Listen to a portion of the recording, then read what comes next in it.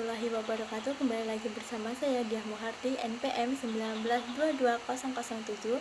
Di sini dia akan menjelaskan mengenai mata kuliah Asia Timur yang diampung oleh Ibu Umi Hartanti yang bertema yaitu masa Cina kuno, yaitu dinasti Sung dan dinasti Yuan. Mari teman-teman kita simak penjelasan kali ini. Nah, pada kesempatan kali ini dia akan menjelaskan mengenai Sung Selatan pada tahun 1127 sampai 1279 Masehi. Nah, pada berakhirnya dinasti Sung Utara bukan berarti bahwa dinasti Sung telah runtuh juga. Hal ini disebabkan oleh putra dari Kaisar Sung Hui, Sung, yang memimpin orang-orang Sung yang berada di sebelah selatan berhasil menghimpun Hanqing sebagai pusat dinasti Sung Selatan. Mulainya pada masa Sung Selatan terjadi pada saat putra Kaisar Sung Hui, Sung, yang bernama Sung Kaosung naik tahta menjadi kaisar pada tahun 1127 sampai 1276 Masehi. Nah, bangsa Cina yang telah menghancurkan dinasti Sung Selatan tidak berhenti begitu saja. Mereka tetap melakukan penyerangan di ke selatan hingga lembah Yangtze Kiang.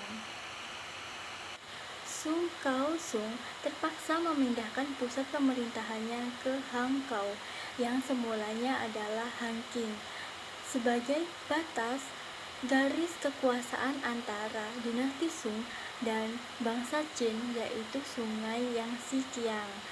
Hal ini menyebabkan Cina terbagi menjadi dua bagian, yaitu sebelah selatan dikuasai oleh dinasti Sung dan yang utara dikuasai oleh kerajaan Qin dari bangsa Qin, yaitu Jurhin.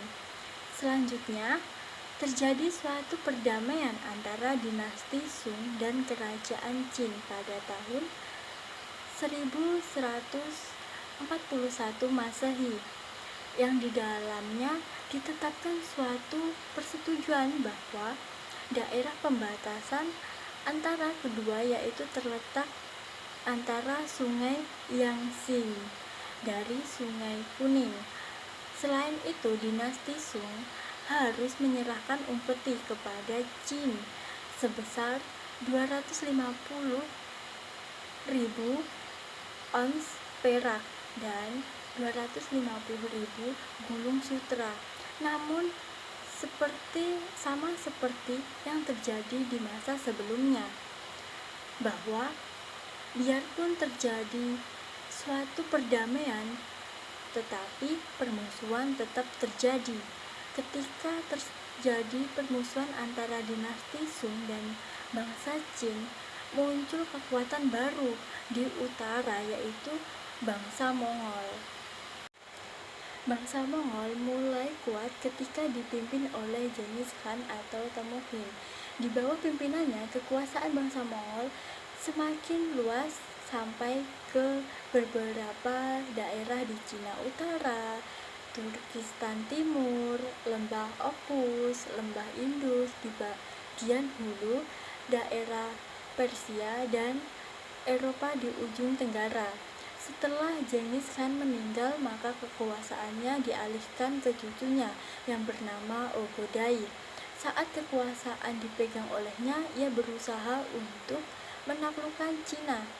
Salah satu usaha yaitu menjatuhkan kerajaan Qin dengan bekerja sama dengan dinasti Sung. Akhirnya, bangsa Qin berhasil dihancurkan pada tahun 1234 Masehi.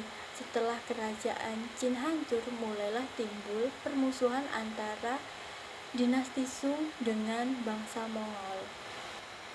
Pada tahun 1241 Masehi, Ogodai meninggal dunia untuk sementara waktu ekspansi bangsa Mongol dihentikan sampai bangsa Mongol mendapatkan pemimpin yang kuat, yaitu Mango. pada tahun 1251 Masehi. Pada masa ini, perluasan daerah bangsa Mongol semakin luas, salah satunya yaitu ke wilayah Cina yang dipimpin oleh Kubilai Khan. Kubilai Khan kemudian memegang kekuasaan menggantikan Ogodai yang meninggal dunia pada tahun 1258 Masehi. Walaupun Kubilai Khan semakin besar kekuatannya, namun tidak bisa mengalahkan dinasti Sung begitu saja. Setelah terjadi pertempuran selama 5 tahun pada tahun 1268 sampai 1273 Masehi, berhasil menghancurkan atau mengalahkan dinasti Sung. Pusat pemerintahan dinasti Sung Selatan yaitu Hanhao berhasil dikuasai oleh bangsa Mongol. Dan pada tahun 1277 Masehi, sebagian keluarga Sung melarikan diri ke selatan dan mendirikan pertahanan di Katon. Namun sayang, Katon berhasil ditaklukkan. Dinasti Sung yang terakhir berada di Kwantung juga berhasil dihancurkan bangsa Mongol pada tahun 1279 Masehi. Akhirnya, bangsa Mongol berhasil menguasai seluruh wilayah Cina. Nah, itu tadi teman-teman penjelasan mengenai Asia Timur, mengenai Sung Selatan pada tahun 1127 sampai 1279 Masehi. Dan penjelasan selanjutnya akan dilanjutkan oleh teman-teman saya, dan saya akhiri. Wassalamualaikum